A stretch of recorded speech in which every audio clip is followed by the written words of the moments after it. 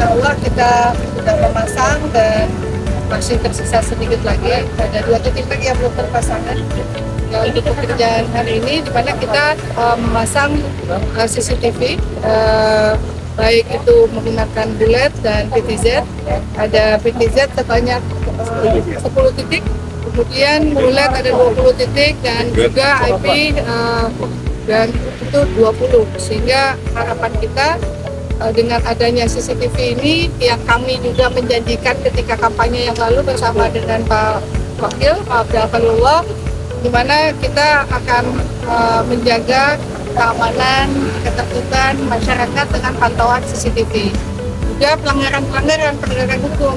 Jadi insya Allah dengan adanya CCTV yang ini termasuk CCTV yang canggih, apalagi menggunakan PTZ.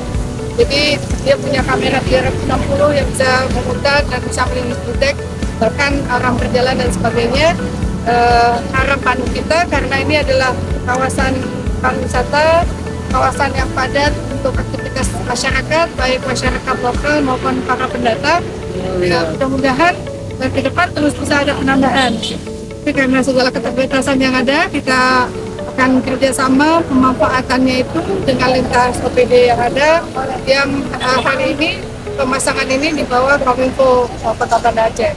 Jadi insya Allah mohon dukungan partisipasi masyarakat juga, tidak hanya mengandalkan CCTV, tapi kita semua harus bisa menjaga ketertiban, keamanan, kenyamanan untuk wilayah kita, dan harapannya insya Allah mudah-mudahan dengan aman, nyaman Kota Banda Aceh akan terus bisa meningkatkan kesejahteraan bagi masyarakat Kota Banda Aceh.